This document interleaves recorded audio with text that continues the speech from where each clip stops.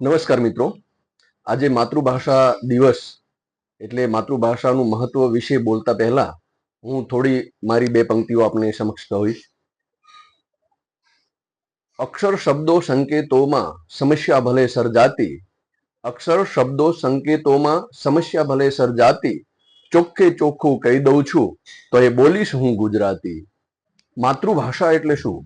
માતૃભાષા એટલે માં જે શીખી હોય, માં જે ભાષા બોલતી હોય અને માં જે ભાષા શીખીને બીજાને શીખવાડે એટલે કે બાળકને શીખવાડે, બાળક પાસે બોલાવડાવે, એ ભાષા માતૃભાષા.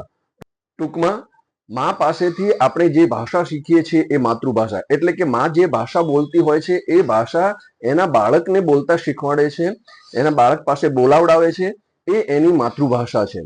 બાળક નાનું હોય છે ત્યારથી એના ભાષા વિકાસના વિવિધ તબક્કાઓ હોય છે. નાનપણમાં બાળક છે એ માતા પાસેથી તૂટક અક્ષરોમાં, પછી થોડા થોડા શબ્દોમાં અને ત્યાર પછી થોડા થોડા વાક્યો બોલતા શીખે છે. એટલે કે એનું જે શબ્દ ભંડોળ છે એ શરૂઆતમાં ખૂબ ઓછું અને સીમિત હોય છે. બાળક શરૂઆતમાં નાના નાના અક્ષરો, ત્યાર પછી શબ્દો અને ત્યાર પછી વાક્યો એ શીખીને પછી ભાષા શીખતું થાય છે. આ તબક્કો છે એ એનો લગભગ 7-8 વર્ષની ઉંમર થાય ત્યાં સુધી ચાલુ રહે છે. અને પછી એમ કહેવાય છે કે 7-8 વર્ષ પછી બાળક છે એ ખૂબ સારું રીતે બોલતું થાય છે, સમજતું થાય છે, ભાષાને સમજે છે, ભાષાને વ્યવસ્થિત રીતે બોલે છે. એટલે એમ કહી શકાય કે બાળકે 7-8 વર્ષ સુધી સમાજ પાસેથી જેટલી ભાષા મેળવી હોય છે એના કરતા 7-8 વર્ષ પછી બાળક અનેક ગણી ભાષા છે એ સમાજને આપે છે. એટલે એનું જે બોલવાનું છે, એનું સમજણ છે એ શક્તિ વિકાસ પામે છે અને એના કારણે થઈને એનો ભાષા વિકાસ છે એ ખૂબ જ વિપુલ પ્રમાણમાં એ વિકસે છે. માતૃભાષાને કારણે થઈને જ માણસનો સર્વાંગી વિકાસ થાય છે. એટલે કે માણસનો માનસિક, બૌદ્ધિક અને ભાષાકીય વિકાસ છે એ માતૃભાષાને કારણે થઈને જ થાય છે. માતૃભાષામાં જ માણસ છે એ પોતાના વિચારો, લાગણીઓ, ઈચ્છાઓ અને આકાંક્ષાઓને બહુ સરળતાથી વ્યક્ત કરી શકે છે. મનની ભાષા, મનના વિચારો એને માતૃભાષામાં સરળતાથી આપણે અભિવ્યક્ત કરી શકીએ છીએ. માણસના મનની અંદર, માણસના ચિત્તની અંદર જે કંઈ વિચારો ઉદ્ભવે છે, જે કંઈ લાગણીઓ ઉદ્ભવે છે, જે કંઈ ઈચ્છાઓ અને આકાંક્ષાઓ ઉદ્ભવે છે તેને અભિવ્યક્ત કરવા માટે થઈને માતૃભાષા ખૂબ મહત્વની છે. માતૃભાષા ખૂબ જ જરૂરી છે. માતૃભાષામાં માણસ છે એ ખૂબ જ સારી રીતે પોતાના વિચારો, લાગણીઓ અને ઈચ્છાઓનું આદાન પ્રદાન કરી શકે છે. એટલે જ ભાષા છે ને એ ભાષાને અભિવ્યક્તિનું માધ્યમ કહેવામાં આવ્યું છે. માણસ છે ભાષા દ્વારા જ પોતાના જે કંઈ અંદરથી આવેગો ઉત્પન્ન થાય છે, જે કંઈ વિચારો ઉત્પન્ન થાય છે એને એ માતૃભાષા દ્વારા ખૂબ સારી રીતે અને સરળતાથી એ રજૂ કરી શકે છે. ટૂંકમાં કહીએ તો મનની ભાષા એટલે માતૃભાષા અને મગજની ભાષા એટલે માસી ભાષા. માસી કરતા માનું મહત્વ ખૂબ વધારે હોય છે. એટલે માં છે એના દ્વારા આપણને મળતી ભાષા છે એ માતૃભાષા છે. એટલે કે આપણે જે માં પાસેથી આપણે કોઈ ભાષા શીખ્યા હોય છે એ આપણી માતૃભાષા છે. બીજી અન્ય ભાષાઓ છે એ માસી ભાષાઓ છે, જે મગજની પેદાશ છે. પરંતુ આનો અર્થ એવો નથી કે બીજી ભાષાઓને આપણે ભાંડીએ, બીજી ભાષાઓ વિશે આપણે એલફેલ બોલીએ. બધી ભાષાઓ સમાન છે. દરેક વ્યક્તિની પોતાની માતૃભાષા છે અને એ દરેક વ્યક્તિ છે એ પોતાની વિચારો, લાગણીઓ, એષણાઓ, આકાંક્ષાઓ વગેરેનું આદાન પ્રદાન પોતાની માતૃભાષામાં કરે છે. તો દરેક માટે પોતાની માતૃભાષા છે એ ગૌરવ લેવા જેવી બાબત છે, ગર્વની બાબત છે. સર્વ ભાષા એ સરસ્વતી છે. સર્વ ભાષાનું સન્માન કરો, પણ શ્રેષ્ઠ તો પોતાની માતૃભાષાને જ ગણો. માતૃભાષા, માં અને માતૃભૂમિ આ ત્રણેય શ્રેષ્ઠ છે. એ ત્રણેયનું હંમેશા સન્માન થવું જોઈએ. એટલે કે ભલે ભણતરનું માધ્યમ બદલાય પણ સમજણનું માધ્યમ તો માતૃભાષા જ હોવું જોઈએ. એટલે જ સૌ પહેલા અન્ય ભાષાઓ કરતા પોતાની માતૃભાષા છે એને માણસે વળગી રહેવું જોઈએ. મારી પણ માતૃભાષાનું મહત્વ દર્શાવતી બે પંક્તિઓ છે કે ગમે તે રીતે ગમે તે ભાષાની ઉતારો આરતી, ગમે તે રીતે ગમે તે ભાષાની ઉતારો આરતી, પણ આ સૌમાં શ્રેષ્ઠ છે મારી માતૃભાષા ગુજરાતી. ભાષા એ માણસના ભાવોની અભિવ્યક્તિ અને સંસ્કૃતિની વાહક છે. માણસના અંદર જે કંઈ ભાવો પ્રગટે છે, જે કંઈ વિચારો પ્રગટે છે એને અભિવ્યક્ત કરવાનું સાધન છે એ ભાષા છે. ખાસ કરીને માતૃભાષા છે. એટલે માતૃભાષામાં માણસ છે એ પોતાના ભાવોની અભિવ્યક્તિ કરી શકે છે. પોતાની જે કંઈ સંસ્કૃતિ છે એની વાહક છે. એટલે કે સંસ્કૃતિ, સભ્યતા અને સંસ્કાર છે એ માણસના ભાષા દ્વારા જ વ્યક્ત થતા હોય છે. એક સંસ્કૃતિ બીજી સંસ્કૃતિમાં કઈ રીતે ભળે અથવા તો ભેળવી શકાય એ ભાષા દ્વારા આપણે રજૂ કરીએ છીએ. માણસના સંસ્કાર છે એ માણસ કઈ રીતે બોલે છે એના ઉપરથી પ્રગટ થતા હોય છે. માણસ સભ્ય છે કે કઈ રીતનો છે એ પણ એની ભાષા દ્વારા આપણે એને માપી શકીએ છીએ. તો આ રીતે માણસના સર્વાંગી વિકાસ સાથે છે એ ભાષા વિકાસ જોડાયેલો છે. દરેક ભાષક સમાજની અલગ અલગ માતૃભાષા હોઈ શકે છે. જેમ કે ગુજરાતી ભાષા, મરાઠી, પંજાબી, બંગાળી, સિંધી, ઉર્દુ વગેરે. એટલું જ નહીં, જે તે પ્રદેશમાં બોલાતી બોલીઓ પણ જે તે પ્રદેશની માતૃભાષા જ ગણી શકાય.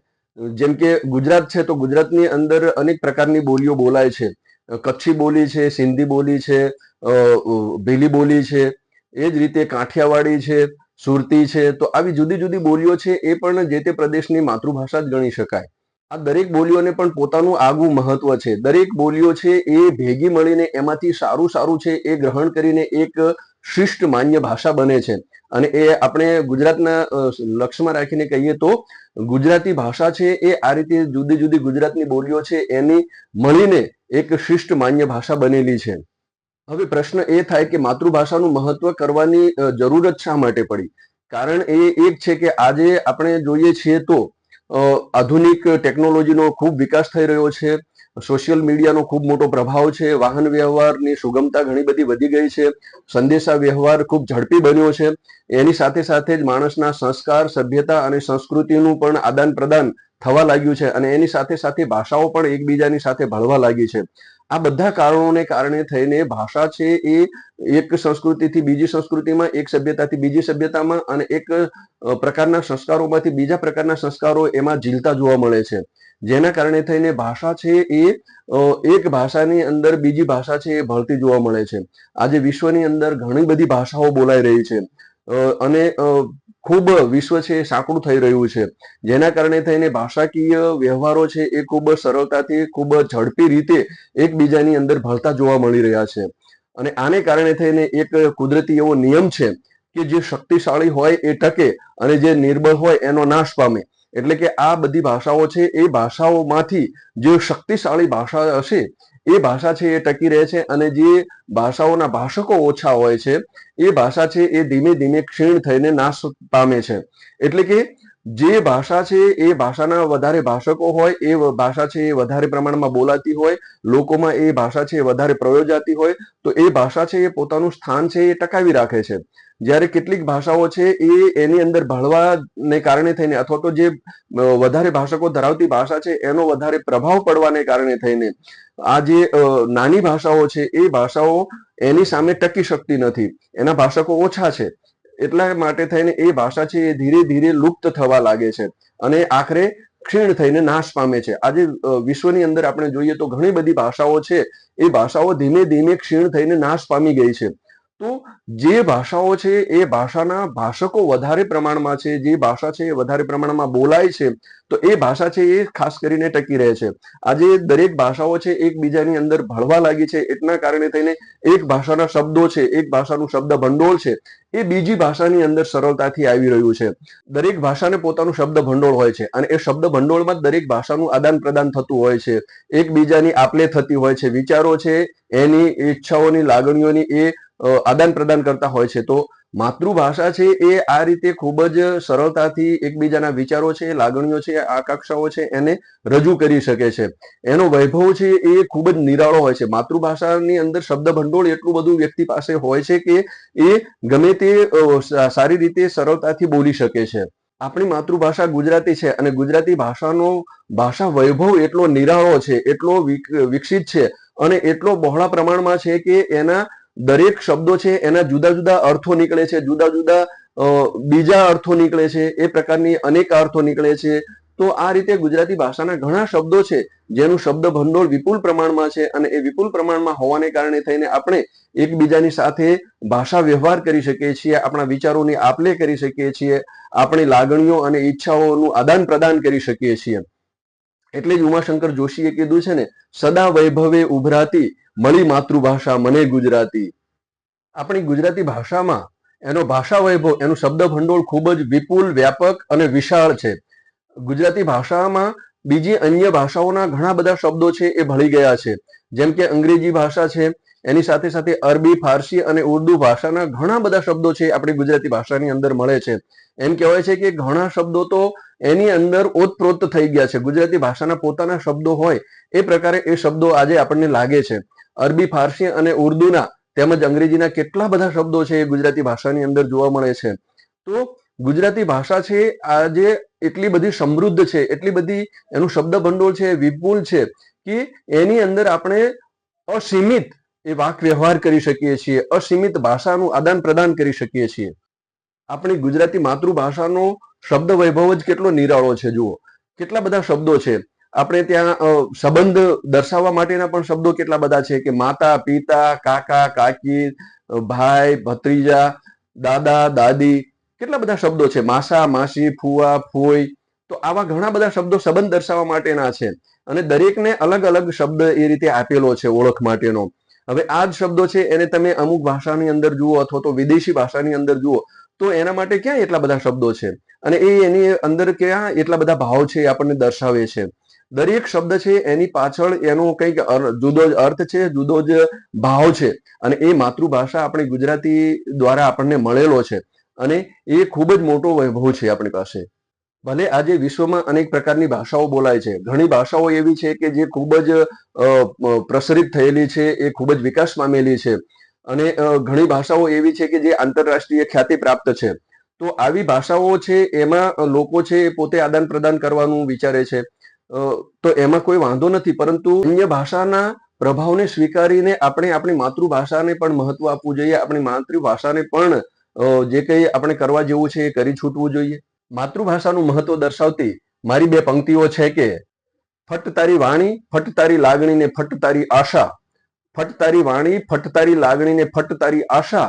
ગુજરાતી થઈ ગુજરાતી ના બોલે તો ફટ તારી ભાષા.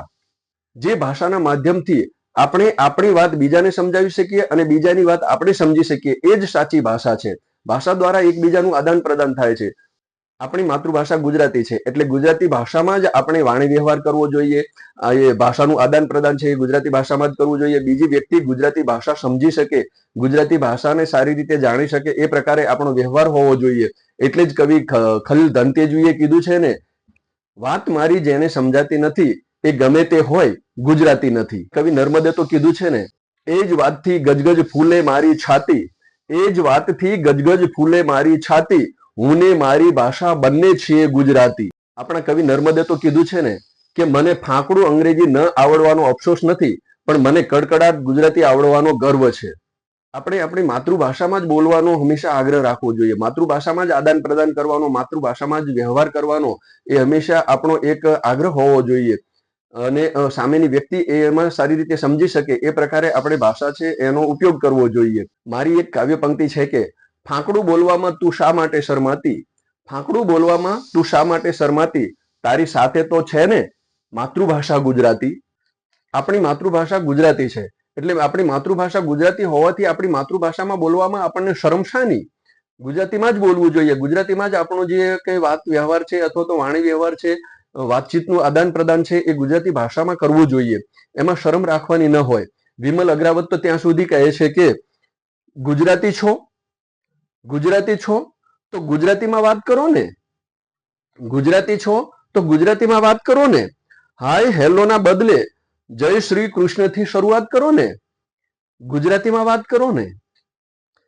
અંગ્રેજીની સૌને આંજી ભલે ફૂલાવો છાતીને, અંગ્રેજીથી સૌને આંજીને ભલે ફૂલાવો છાતીને, પણ કેમ ભૂલો છો ગળથુથીમાં પીધી છે ગુજરાતીને.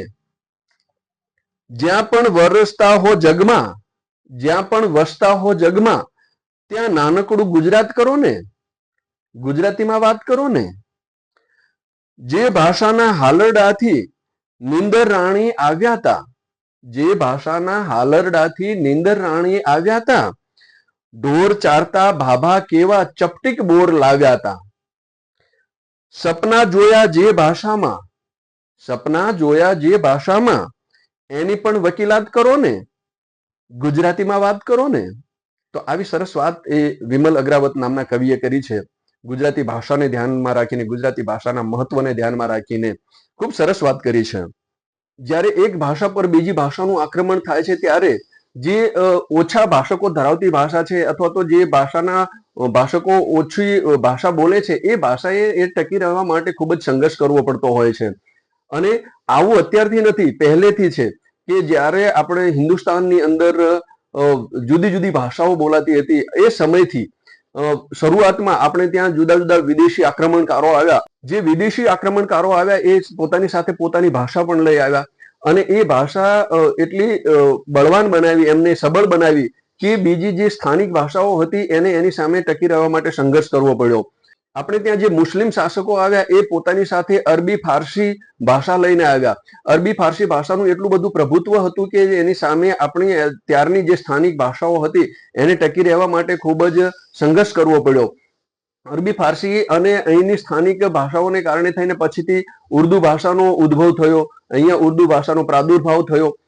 ઉર્દુ ભાષા એટલે સૈનિકોના છાવણીની ભાષા એવું કહેવાતું હતું અને ત્યાર પછી એ ઉર્દુનો એટલો બધો પ્રભાવ વધ્યો, એનો એટલો બધો વિકાસ થયો કે જે તે સમયે ઉર્દુ ભાષા છે એ રાજકારણની ભાષા અને આદાન પ્રદાનની ભાષા બની ગઈ. એના કારણે થઈને હિન્દુસ્તાનની જે સ્થાનિક ભાષાઓ હતી એ ભાષાઓનું અસ્તિત્વ ટકાવી રાખવાનું ખૂબ જોખમાતું ગયું અને એના કારણે થઈને જે તે સમયે જે તે સાહિત્યકારો છે એને ભાષાઓ સામે બંધ પોકાર્યા. એમ કહી શકાય કે ભાષાને જીવાડી રાખવા માટે થઈને, ભાષાને ટકાવી રાખવા માટે થઈને સાહિત્યકારોનું, સર્જકોનું અને પત્રકારોનું અથવા તો પત્રકારત્વનું ખૂબ મોટું પ્રદાન હોય છે.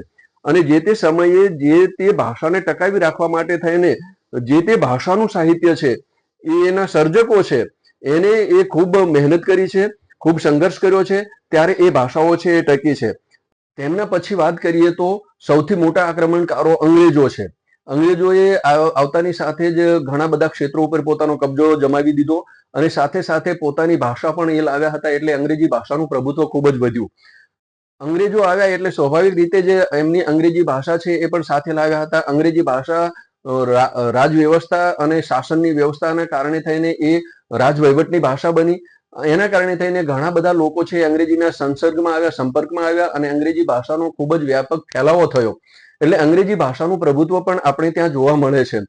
તેમ છતાંય આપણે આપણી ગુજરાતી ભાષા છે એને ટકાવી રાખી છે. એ બધી ભાષાઓની સામે સંઘર્ષમાં ઉતરીને, એની સામે બંધ પોકારીને પણ ગુજરાતી ભાષા છે એ હંમેશા ધબકતી રહી છે, જીવંત રહી છે. એમ કહી શકાય કે ગુજરાતી ભાષાનું જે સમયે કોઈ વધારે પ્રભુત્વ નહોતું, ગુજરાતી ભાષાનો વધારે વિકાસ થયો નહોતો અને ગુજરાતી ભાષા ભાખડ બઢિયા ચાલતી હતી તે સમયે એમ કહેવાય છે કે ગુજરાતી સાહિત્યની અંદર પ્રેમાનંદે સૌ પહેલા ભાષાની ચિંતા કરી અને એને એવું જે તે સમયે એવું કહેવાતું હતું કે અબે તબે કા 16 આના, અઠે કઠે કા 12, એકડમ તિકડમ 8 આના, શુષા પૈસા 4. એટલે કે અબે તબે એટલે કે ઉર્દુ ભાષા હતી, જે અરબી ફારસી મિશ્રિત ભાષા હતી, એ ભાષા 16 આના એનું પ્રભુત્વ હતું. ત્યાર પછી અટેકઠે એટલે કે મરાઠી ભાષા છે એનું 12 આના જેટલું પ્રભુત્વ હતું અને એકડમ તિકડમ એટલે કે અન્ય તેલુગુ અને તમિલ ભાષાઓ છે એ ભાષાઓનું 8 આના જેટલું પ્રભુત્વ હતું. અને ત્યાર પછી ગુજરાતી ભાષા જે આપણી ભાષા છે એનું તો શુષા પૈસા 4 એટલે 4 આના જેટલું જ મહત્વ હતું. જો એ આપણે 1 રૂપિયો કહીએ છીએ, 1 રૂપિયાને આ રીતે 16 આનામાં વહેંચી દેવામાં આવે છે, જેને આપણે 25 પૈસા કહીએ છીએ એ 4 આના તરીકે ઓળખાય છે. 50 પૈસા 8 આના તરીકે, 75 પૈસા છે 12 આના તરીકે અને 1 રૂપિયો છે એ 16 આના તરીકે. એટલે 1 રૂપિયા જેટલી કિંમત એ સમયે ઉર્દુ ભાષાની હતી અને ત્યાર પછી 75 પૈસા જેટલી કિંમત એટલે કે 12 આના જેટલી કિંમત છે એ મરાઠી ભાષાની હતી. 50 પૈસા જેટલી કિંમત એટલે કે 8 આના જેટલી કિંમત છે એ તેલુગુ ભાષાની હતી અને 4 આના જેટલી એટલે કે માત્ર નહિવત કિંમત અથવા તો નહિવત એનું પ્રભુત્વ એ ગુજરાતી ભાષાનું હતું. અને એ સમયે પ્રેમાનંદે આ બધું જોયું, એમણે વિચાર્યું એટલે પ્રેમાનંદે પ્રતિજ્ઞા લીધી કે જ્યાં સુધી મારી ગુજરાતી ભાષા છે એનું પ્રભુત્વ નહીં જળવાય, જ્યાં સુધી ગુજરાતી ભાષા છે એનું માન સન્માન નહીં જળવાય અને ગુજરાતી ભાષાનો જ્યાં સુધી વિકાસ ના થાય ત્યાં સુધી હું મારા માથે પાઘડી નહીં પહેરું. અને પછી પ્રેમાનંદે કાયમ માટે થઈને જીવનભર માથે પાઘડી નથી પહેરી અને ગુજરાતી ભાષાનો વિકાસ કરવા માટે થઈને ખૂબ પ્રયત્નો કર્યા છે. પ્રેમાનંદનું ગુજરાતી સાહિત્યમાં, ગુજરાતી ભાષામાં ખૂબ મોટું પ્રદાન છે. એમણે અનેક આખ્યાનો લખ્યા ત્યાર પછી અને ઘણી બધી સાહિત્ય કૃતિઓનું રચના કરી, જેના કારણે થઈને ગુજરાતી ભાષા છે એ પોતાનું અસ્તિત્વ ટકાવી શકી અને ખૂબ જ એનો વિકાસ થયો, ખૂબ જ એનું પ્રભુત્વ એ પછી સ્થપાયું. તો આમાં પ્રેમાનંદનો ખૂબ મોટો ફાળો છે ગુજરાતી ભાષાને ટકાવી રાખવા માટે થઈને. ત્યાર પછી આપણે વાત કરીએ ઈસવીસન 1863ની. તો 1863માં ગુજરાત વર્નાક્યુલર સોસાયટી જ્યારે ચાલતી હતી તે સમયે વડોદરાની અંદર ખંડેરાવ ગાયકવાડનું રાજ્ય ચાલતું હતું અને ખંડેરાવ ગાયકવાડનું રાજ્ય એટલું બધું વિસ્તર્યું, ગુજરાતમાં વિસ્તરેલું હતું કે ત્યાં આગળ મરાઠી ભાષાનું ખૂબ જ મોટું પ્રભુત્વ હતું. મરાઠી ભાષાને ખૂબ મોટું માન સન્માન આપવામાં આવતું હતું અને ગુજરાતી ભાષા છે એનું કોઈ જ પ્રભુત્વ નહોતું, એને કોઈ માન સન્માન નહોતું. એટલા માટે થઈને ગુજરાત વર્નાક્યુલર સોસાયટી તરફથી દલપતરામ છે એ ગુજરાતી વાણી રાણીના વકીલ બનીને ખંડેરાવ ગાયકવાડ પાસે જાય છે અને ગુજરાતી ભાષાના વિકાસ માટે થઈને એની વાત કરે છે. એ પણ ખૂબ સાંભળવા જેવું છે, ખૂબ સમજવા જેવું છે કે દલપતરામે કેટલા એ સમયે પ્રયત્નો કર્યા છે ગુજરાતી ભાષાને ટકાવી રાખવા માટે થઈને, ગુજરાતી ભાષાનો વિકાસ કરવા માટે થઈને, ગુજરાતી ભાષાનું પ્રભુત્વ એ ગુજરાતની અંદર જળવાઈ રહે એના માટે થઈને દલપતરામ છે એ ગુજરાતી ભાષાના વકીલ બનીને એને ટકાવવા માટે થઈને ખંડેરાવ ગાયકવાડ છે એની પાસે જાય છે અને વાત કરે છે. એ સમયે કહે છે કે ચૌટામાં લૂંટાણી મહારાણી ગુજરાતી વાણી, ચૌટામાં લૂંટાણી મહારાણી ગુજરાતી વાણી, જાણી તેનું દુઃખ ઘણો દિલદાર દિલ છું. હિન્દીને મરાઠી હાલ પામી છે પ્રતાપ પૌઢ, હિન્દીને મરાઠી હાલ પામી છે પ્રતાપ પૌઢ, સ્વદેશી શિથિલ રહી તે દેખી શિથિલ છું. કહે દલપતરામ રાજા અધિરાજ સુણો, કહે દલપતરામ રાજા અધિરાજ સુણો, રૂડી ગુજરાતી વાણી રાણીનો વકીલ છું. એટલે દલપતરામે જ્યારે પોતાના મનમાં એવું થયું કે ગુજરાતી ભાષા છે એ તો મહારાણી છે અને એ હાલ અત્યારે એનું કોઈ પ્રભુત્વ રહ્યું નથી, એનું કોઈ માન સન્માન જળવાતું નથી, એટલે કે છે કે ચૌટામાં લૂંટાણી મહારાણી ગુજરાતી વાણી, એટલે કે એ સમયે ગુજરાતી વાણી એટલે કે ભાષા છે એ ચૌટામાં એ લૂંટાઈ રહી હતી અને એ જાણીને દલપતરામને દુઃખ થયું હતું, ખૂબ જ દુઃખ લાગ્યું. હિન્દી ને મરાઠી હાલ, એ સમયે હિન્દી અને મરાઠીનું ખૂબ જ સારું એવું પ્રભુત્વ હતું, એને ખૂબ જ સારું માન સન્માન હતું. એટલે કે છે કે હિન્દી ને મરાઠી ને હાલ પામી છે પ્રતાપ પૌઢ, એ ખૂબ જ માન સન્માન પામેલી હતી. સ્વદેશી શિથિલ રહી, એટલે કે પોતાની જે ગુજરાતની ભાષા છે, ગુજરાતી ભાષા છે એ ખૂબ જ શિથિલ હતી એ સમયે અને એ દીખીને હું પણ શિથિલ છું. દલપતરામને એમ થાય છે કે આ બધું જોઈને મને ખૂબ દુઃખ લાગે છે, દુઃખ થઈ રહ્યું છે એમ. અને એટલે દલપતરામ કહે છે કે કહે દલપતરામ રાધા અધિરાજ સુણો, રૂડી ગુજરાતી વાણી રાણીનો વકીલ છું. એટલે કે મારી ગુજરાતી ભાષા છે એને પણ એટલું માન સન્માન મળવું જોઈએ, એ પણ એટલી વિકાસ પામવી જોઈએ, તો આના પ્રત્યે તમે થોડું ધ્યાન આપો. આવું એક રાવ છે એ વડોદરાના ખંડેરાવ ગાયકવાડ આગળ દલપતરામે નાખી હતી, એક ફરિયાદ કરી હતી. એ સમયે દલપતરામે 30 પાનાનું ગુર્જરી વાણીવિલાસ નામનું કાવ્ય લખ્યું હતું અને એ કાવ્યની અંદર ગુજરાતી ભાષા છે એની સ્થિતિ શું છે અને એમાં શું કરવા જેવું છે એના વિશે વાત કરી હતી. દલપતરામે આ કવિતાની અંદર જે વાત કરી છે એ ખૂબ જ સમજવા જેવી અને સાંભળવા જેવી છે. એ સમયે ગુજરાતી ભાષાની શું સ્થિતિ હતી એના વિશે વાત કરે છે અને મહારાજને પણ વિનંતી કરતા કહે છે કે છો રાજા ગુજરાતના લઈ તેનું ધનધાન, ભાષા માની મરાઠીને દ્યો છો મોટું માન, દિલગીર રહે છે ગુર્જરી સજે નહીં શણગાર, એનું દુઃખ ઉચ્ચરવા આવ્યો છું આ વાર. જો કેટલી સરસ મોટી વાત કરી છે. એ સમયે ગુજરાતી ભાષાની શું સ્થિતિ હતી અને એ ખંડેરાવ ગાયકવાડ છે એમની પાસે કેવી વિનંતી કરે છે. એમની વિનંતી કરતા કહે છે કે છો રાજા ગુજરાતના, તમે ગુજરાતના રાજા છો, તેનું ધનધાન લ્યો છો, એટલે કે જે કઈ કમાણી કરો છો, જે કઈ તમે સંપત્તિ ભેગી કરી છે એ ગુજરાતની ભેગી કરી છે. તેમ છતાં ભાષા માની મરાઠીને, તમે મરાઠી ભાષાને ખૂબ માન સન્માન આપ્યું છે, એનું ખૂબ જ પ્રભુત્વ જળવાઈ રહે એવું કામ કરો છો. દ્યો છો મોટું માન, એટલે કે મરાઠી ભાષાને ખૂબ મોટું તમે માન આપી રહ્યા છો. દિલગીર રહે છે ગુર્જરી, ગુર્જરી એટલે ગુજરાતી ભાષા, ગુજરાતી ભાષા દિલગીર છે એટલે એને માન સન્માન મળતું નથી, એના વિકાસ માટે કોઈ પ્રયત્નો થતા નથી. એટલા માટે થઈને કે છે દિલગીર રહે છે ગુર્જરી સજે નહીં શણગાર, એને કોઈ જ માન સન્માન મળતું નથી.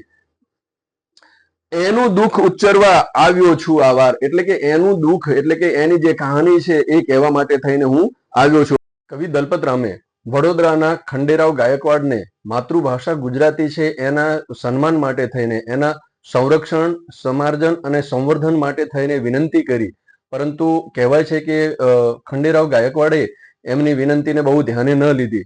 એટલે દલપતરામને થયું કે મારી માતૃભાષા ગુજરાતી છે એનું માન સન્માન જળવાય, એનો વિકાસ થાય, એટલા માટે મારે જ પ્રયત્નો કરવા પડશે. ગુજરાતી ભાષાના વિકાસ માટે થઈને, ગુજરાતી ભાષાના સંરક્ષણ, સમાર્જન અને સંવર્ધન માટે થઈને દલપતરામે પોતે જ પ્રયત્નો શરૂ કર્યા. એટલે દલપતરામે કીધું છે કે આવ ગીરા ગુજરાતી તને અતિ શોભિત હું શણગાર સજાવું, આવ ગીરા ગુજરાતી તને અતિ શોભિત હું શણગાર સજાવું, જાણની પાસ વખાણ કરાવું, ગુણીજન પાસે કીર્તિ ગજાવું. આ રીતે દલપતરામે ગુજરાતી ભાષા માટે થઈને જે પ્રયત્નો કરવાના હતા એની શરૂઆત કરી. દલપતરામે ગુજરાતી ભાષા સાહિત્ય ક્ષેત્રે ખૂબ બહોળું પ્રદાન કર્યું છે, ઘણું બધું સાહિત્ય સર્જન કર્યું છે અને એના કારણે થઈને આજે ગુજરાતી ભાષા છે એ ઉજળી છે. આપણે ગુજરાતી ભાષાની વાત કરીએ તો ગુજરાતી ભાષાના વિકાસમાં ગુજરાતી સાહિત્યનો ખૂબ મોટો ફાળો છે. ગુજરાતી સાહિત્યએ ખૂબ મોટું પ્રદાન આપ્યું છે ગુજરાતી ભાષાના વિકાસ માટે થઈને. આપણે શરૂઆતથી જોઈ શકીએ કે ગુજરાતી ભાષાની શરૂઆત થઈ અથવા તો ગુજરાતી ભાષાના બીજ જ્યાં રોપાયા છે એવા હેમચંદ્રાચાર્ય ત્યાંથી માંડીને અત્યાર સુધીના જે આપણા સર્જકો છે, કવિઓ છે, સાહિત્યકારો છે, એમણે ઘણું બધું પ્રદાન આપ્યું છે ભાષાના વિકાસ માટે થઈને. હેમચંદ્રાચાર્ય સિદ્ધહેમ શબ્દાનુશાસન નામનો ગ્રંથ આપ્યો અને એની અંદર સિદ્ધહેમના દુહાઓ આપ્યા. એની અંદર ગુજરાતી ભાષાના એમ કે મૂળ જોવા મળે છે. અને ત્યાર પછી આપણે ત્યાં ઘણા બધા કવિઓ થઈ ગયા. મધ્યકાલીન ગુજરાતી સાહિત્યમાં જોઈએ તો નરસિંહ મહેતા, મીરાબાઈ, ભાલણ, અખો, પ્રેમાનંદ, શામળ, નાકર, કેટલા બધા કવિઓ છે, કેટલા બધા સાહિત્યકારો, સર્જકો એ આપણને એ સમયના જોવા મળે છે. ખાસ કરીને તો આ લોકોને આપણે એમ કહી શકીએ કે સર્જકો અથવા તો સાહિત્યકારો નહીં, પરંતુ એ સંત કવિઓ હતા.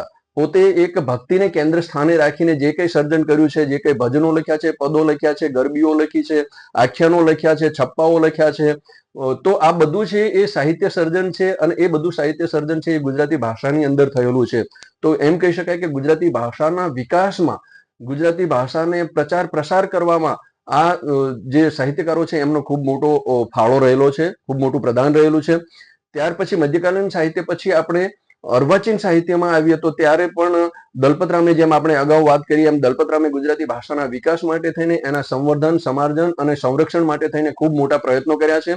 એ સાથે સાથે નર્મદે પણ ઘણા બધા પ્રયત્નો કર્યા છે ગુજરાતી ભાષાને. એ તો પોતે દાંડીઓ નામનું સામાયિક ચલાવતો અને એમાં પણ એને ભાષા વિશેની ઘણી બધી વાતો કરી છે, ગુજરાતી માતૃભાષા વિશેની ઘણી બધી વાતો કરી છે. નર્મદે તો ઘણા બધા સાહિત્ય સ્વરૂપોમાં પહેલ કરી છે.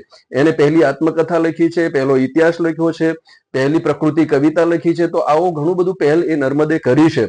અને નર્મદનું આપણે નર્મગદ્ય તપાસીએ ત્યારે આપણને ખ્યાલ આવે કે ગુજરાતી ભાષા છે એ સમયની ગુજરાતી ભાષા છે એ કયા પ્રકારની હતી અને એને ધીરે ધીરે નર્મદે કઈ રીતે મઠારી છે અને એક પાટા ઉપર ચડાવી છે. તો આ રીતે ગુજરાતી ભાષાના વિકાસમાં નર્મદનો પણ ફાળો છે. અને એ પછી આપણે જોઈએ તો મહિપતરામ નીલકંઠ છે, કરસનદાસ મૂળજી છે, દુર્ગારામ શાસ્ત્રી છે, ગોવર્ધનરામ ત્રિપાઠી છે. ગોવર્ધનરામ ત્રિપાઠી તો જુઓ કેટલો મોટો મહાનવલ, એમ કહી શકાય કે સરસ્વતી ચંદ્ર જેવી મહાનવલ લખી આપી ગુજરાતી ભાષાની અંદર. સ્નેહ મુદ્રા નામનું કાવ્ય લખી આપ્યું. તો એમને પણ સાહિત્યની અંદર ખૂબ મોટું પ્રદાન કર્યું છે અને એના દ્વારા ગુજરાતી ભાષાની સેવા કરી છે. ગોવર્ધનરામ પછી નાનાલાલ છે, બળવંતરાય ઠાકોર છે, કાંત અને કલાપી છે, સુંદરમ ઉમાશંકર, કેટલા બધા આપણે રમણલાલ વસંતલાલ જોશી, ત્રણ પટેલ ભાઈઓ, પિતાંબર પટેલ, પેટલીકર, ઈશ્વર પેટલીકર અને પન્નાલાલ પટેલ, આમની પાસેથી પણ માતબર પ્રમાણમાં ઘણું બધું સાહિત્ય આપણને પ્રાપ્ત થાય છે. કનૈયાલાલ મુનશી, એમની વાત કરીએ તો એમને ગુજરાતની અસ્મિતા નામનો શબ્દ આપ્યો અને એક ગુજરાતની અસ્મિતા છે એને ઉજાગર કરી બધાની અંદર. અને ગુજરાતની અસ્મિતાને ફેલાવવામાં ખૂબ મોટો ભાગ ભજવ્યો હોય તો એ કનૈયાલાલ મુનશીએ ભજવ્યો છે. કનૈયાલાલ મુનશી પાસેથી આપણને પાટણની પ્રભુતા, જય સોમનાથ, રાજા ધીરાજ, ઘણી બધી એ નવલકથાઓ આપણને ઐતિહાસિક, પૌરાણિક અને સામાજિક પ્રકારની મળે છે.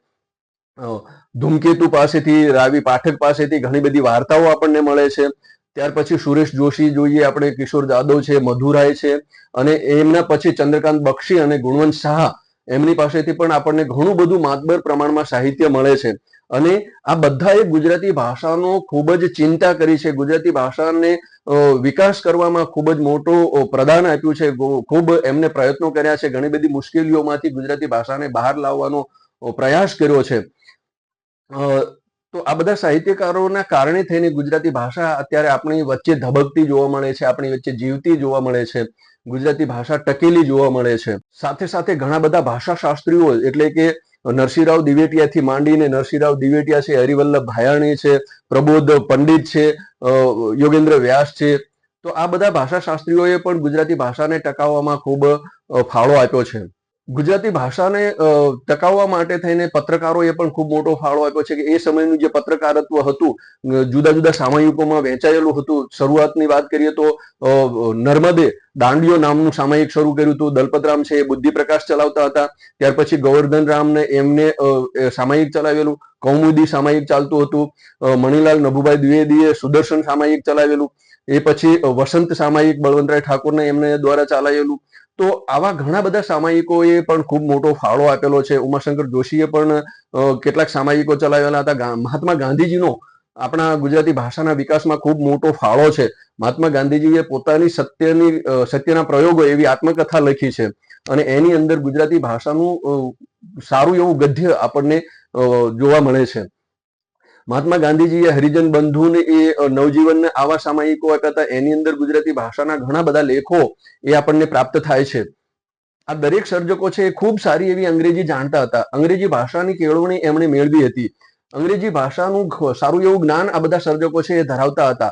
તેમ છતાં એમણે પોતાનું સાહિત્ય સર્જન છે, પોતાનું જે કંઈ લખાણ છે એ માતૃભાષા ગુજરાતીમાં જ કર્યું છે. ખાસા એવા ગ્રંથો છે એ ગુજરાતી ભાષાની અંદર એમણે આપ્યા છે. એટલું જ નહીં, આપણી ગુજરાતી ભાષાના લોક સાહિત્ય પણ ગુજરાતી ભાષાના સંવર્ધનમાં અને સમાર્જનમાં અને સંરક્ષણમાં ખૂબ જ મોટું પ્રદાન આપ્યું છે. લોકોના કંઠે સચવાયેલું, લોકોના કંઠે જળવાયેલું લોક સાહિત્ય છે એને ભાષાનો વિકાસ ખૂબ જ ઝડપી અને વેગવંતો બનાવ્યો છે. લોકો છે એકબીજાના લોક સાહિત્ય દ્વારા ભાષાનું આદાન પ્રદાન કરતા હતા અને ઘણા બધા લોકગીતો છે, લોકકથાઓ છે, લોક વાર્તાઓ છે એ લોક કંઠે જળવાયેલા હતા અને લોકકંઠે જળવાયેલા હતા એટલા માટે સીધા થઈને એક કંઠથી બીજા કંઠ સુધી પહોંચી શકતા હતા અને એના કારણે થઈને ગુજરાતી ભાષા છે એનો વિકાસ છે એ ખૂબ જ પ્રસિદ્ધિ પામ્યો છે બહોળા પ્રમાણમાં. ગુજરાતી ભાષાના આપણે મરસિયા જ જોઈ લો. આ મરસિયા બીજી ભાષામાં આપણને આ રીતે જોવા મળે ખરા? એટલું જ નહીં, આપણે ગુજરાતી ભાષાના હાલરડા જુઓ, વ્રત ગીતો જુઓ, લોકગીતો જુઓ, કેટલા અદ્ભુત છે અને કેટલા જુદી જુદી રીતે આપણને જોવા મળે છે. માતૃભાષાની અંદર હાલરડું ગવાતું હોય તો બાળક છે ટપ દઈને ઝટ દઈને સૂઈ જાય એ પ્રકારનું આપણને હાલરડું સાંભળવા મળે. તો આ માતૃભાષાનો પ્રભાવ છે. ભાષા અને સાહિત્યના ઘણા બધા ગ્રંથોને સાચવવામાં સંત કવિઓનો અને ઘણા બધા મહાપુરુષોનો ખૂબ મોટો ફાળો છે. જે સમયે મુસ્લિમ આક્રમણકારો હતા એ ખાસ કરીને આ રીતે પુસ્તકો હતા અથવા તો જે પુસ્તકાલયો હતા એનો નાશ કરતા હતા. તો ઘણા બધા સંત કવિઓએ અથવા તો આ મહાપુરુષોએ એવા પુસ્તકો, જે સારા સારા પુસ્તકો હોય એને સંતાડી રાખ્યા હતા અને છાનામાના છુપી રીતે એ સાહિત્ય સર્જન કરતા હતા અને એ રીતે ગુજરાતી ભાષા છે એને જાળવી રાખી છે. અન્ય ભાષાના આક્રમણ સામે માતૃભાષાનું મંડન કરી શકે અને અન્ય ભાષાનું ખંડન કરી શકે એવા આપણી ભાષાના, આપણી માતૃભાષાના સર્જકો, નવલકથાકારો, કવિઓ, આ સાહિત્યકારો એ ખૂબ ઓછા જોવા મળે છે. એવું નથી કે સાહિત્યકારો અથવા તો સર્જકો છે એ માતૃભાષા વિશે લખતા નથી અથવા તો એના વિશે કંઈ બોલતા નથી, પણ બહુ ઓછા છે. આપણે ત્યાં ખૂબ અછત એ જોવા મળે છે. આ પ્રકારના સાહિત્યકારો છે, સર્જકો છે. બહુ જૂજ પ્રમાણમાં એવા કોઈક લેખકો છે, એવા કોઈક સર્જકો છે જે માતૃભાષાની ચિંતા કરે છે. માતૃભાષા વિશે એ પ્રકારની ચિંતા કરતા આપણા સર્જક એ ચંદ્રકાંત બક્ષીએ બહુ સરસ વાત કરી છે. આ વાત સાંભળવા જેવી અને સમજવા જેવી છે. ચંદ્રકાંત બક્ષીએ શું કીધું છે એ સાંભળો. આપણી ભાષાના આટલા બધા કવિઓ સ્ત્રૈણ કેમ છે? કવિતાથી પોરસત્વ, વીરત્વ ફેંકી શકે એવા કવિઓ કેમ દેખાતા નથી? સુવાળી સુવાળી દાઢી છોલેલા, ચશ્મામાંથી ઘુવડ જેવી તગતગતી આંખોએ તાકી રહેલા જબ્બાધારીઓએ કવિતાની ઘોર ખોદી નાખી છે. પહેલા પદ્ય અને પછી ગદ્યમાં આ પ્રાસવાદીઓએ ભયંકર આતંક ફેલાવ્યો છે. ભરપૂર આત્મવિશ્વાસથી આ લોકો જાત જાતના પ્રાસ ભભરાવતા રહે છે અને મુગ્ધ વાચકો અહોભાવથી નિરીખ્યા કરે છે. નબળા ગોઠવણબાજ કવિઓ ટોચના સ્થાને પહોંચી ગયા છે અને મામકા અને પાંડવો વચ્ચે ભાષા શહીદ થઈ રહી છે. તો આ કેટલી મોટી વાત એ ચંદ્રકાંત બક્ષીએ કરી છે. અત્યારે હાલ પણ ગુજરાતી ભાષામાં અનેક પુસ્તકો લખાઈ રહ્યા છે. કવિતા ક્ષેત્રે, નવલકથા ક્ષેત્રે, વાર્તા ક્ષેત્રે, નિબંધ ક્ષેત્રે ઘણા બધા પુસ્તકો આપણને પ્રાપ્ત થઈ રહ્યા છે. પરંતુ એમ એટલું ચોક્કસ કહી શકાય કે જે રીતે પહેલા સાહિત્ય સર્જન થતું હતું, જે સ્વરૂપોમાં સાહિત્ય સર્જન થતું હતું, એ પ્રકારે અત્યારે ગુજરાતી સાહિત્યની અંદર સાહિત્ય સર્જન થતું જોવા મળતું નથી. ક્યાંક ક્યાંક આપણને કવિતાનો વધારે ફૂલેલો ફાલેલો જોવા મળે છે, પરંતુ જે પ્રકારની નવલકથાઓ જોઈએ, જે પ્રકારની વાર્તાઓ જોઈએ, જે પ્રકારના નિબંધો જોઈએ, એ આપણને અત્યારે એટલા પ્રમાણમાં અને એટલા સારા પ્રમાણમાં આપણને પ્રાપ્ત થતા નથી. એ એક ચિંતાનો વિષય છે. એટલે એમ કહી શકાય કે ગુજરાતી માતૃભાષાનો જો વિકાસ કરવો હશે, ગુજરાતી માતૃભાષાનું સંરક્ષણ, સંવર્ધન અને સમાર્જન કરવું હશે, તો આપણે સૌએ સાથે મળીને ગુજરાતી ભાષાનો વિકાસ થાય એવા પ્રયત્નો કરવા પડશે. ગુજરાતી ભાષા છે એ બધામાં ધબકતી રહે. ગુજરાતી ભાષામાં આપણે બોલીએ, લખીએ, વાંચીએ, સાંભળીએ એવા પ્રયત્નો કરીએ તો ગુજરાતી ભાષા છે એ અવશ્ય સામાજિક મોભો પ્રાપ્ત કરશે અને ખૂબ ઊંચું સ્થાન પ્રાપ્ત કરશે અને ખૂબ લાંબો સમય ટકી શકે એ પ્રકારે એ જીવંત રહેશે અને ધબકતી રહેશે. જો કે આપણી પાસે ભલે અંગ્રેજી ભાષા હોય, અરબી, ફારસી અને ઉર્દુ ભાષાના શબ્દો હોય, તેમ છતાંય આપણી માતૃભાષા એ આપણી માતૃભાષા છે. આપણી માતૃભાષાનું ભાષા વૈભવ, એનું શબ્દ ભંડોળ વિપુલ, વ્યાપક અને ખૂબ જ વિશાળ પ્રમાણમાં છે. એટલા માટે થઈને એક કવિ ખૂબ સરસ વાત કહે છે કે ગુજરાતીમાં કોઈ મને પૂછે કે કેમ છે, ગુજરાતીમાં કોઈ મને પૂછે કે કેમ છે, તો લાગે હજુય જીવન હેમખેમ છે. અંગ્રેજી હિન્દી સાથે કરી લઉં છું ફ્લર્ટ હજી હું, અંગ્રેજી હિન્દી સાથે કરી લઉં છું ફ્લર્ટ હજી હું, ગુજરાતી મારો પહેલો અને છેલ્લો પ્રેમ છે. ગુજરાતી મારો પહેલો અને છેલ્લો પ્રેમ છે. અંગ્રેજો આવ્યા એટલે એમની સાથે અંગ્રેજી ભાષા આવી. અંગ્રેજી ભાષાનો આપણે ત્યાં ખૂબ મોટો પ્રભાવ રહ્યો. એના કારણે થઈને ગુજરાતી મિશ્રિત ઇંગ્લિશ, જેને આપણે ગુજ ઇંગ્લિશ પણ કહીએ છીએ, તો એ રીતની ભાષા પણ આપણે ત્યાં જોવા મળી. અત્યારે અંગ્રેજી માધ્યમનું અથવા તો અંગ્રેજી મીડિયમ, જેને ઇંગ્લિશ મીડિયમ કહીએ છીએ, એનું પણ ખૂબ મોટું પ્રભુત્વ રહેલું છે. દરેક માતા પિતા એવું ઈચ્છે છે કે પોતાનું બાળક છે અંગ્રેજી માધ્યમની સ્કૂલમાં ભણે, અંગ્રેજી મીડિયમમાં ભણે અને ખૂબ સારું એવું અંગ્રેજી લખતા વાંચતા અને બોલતું થાય. પણ એના કારણે થઈને ક્યારેક એવું થાય છે કે બાળક છે સંપૂર્ણ રીતે અંગ્રેજી ભાષા પણ શીખી શકતું નથી અને સારી રીતે પોતાની માતૃભાષા પણ સમજી શકતું નથી. એટલે બંને ભાષા છે એ મિશ્રિત થઈ જાય છે અને એના કારણે થઈને ક્યારેક ગોટાળો ઊભો થવાનું પણ સંભવ થાય છે. એક કવિએ બહુ સરસ વાત કરી છે એ કવિતા દ્વારા કે એમાં અંગ્રેજી ભાષા અને ગુજરાતી ભાષાનું કઈ રીતે સંમિશ્રણ જોવા મળે છે. એની વાત કરતા કહે છે કે ઈરા શીખતી અંગ્રેજી ને ગીરા શીખતી ગુજરાતી, ઈરા શીખતી અંગ્રેજી ને ગીરા શીખે ગુજરાતી, પોપટ ચાંચને રેડ કહે એક, બીજી કહેતી રાતી. એકની પાસે પૈસા તો વળી, એકની પાસે પૈસા તો વળી, બીજી પાસે મની, પહેલી બોલે મધ ત્યારે, બીજી બોલે હની.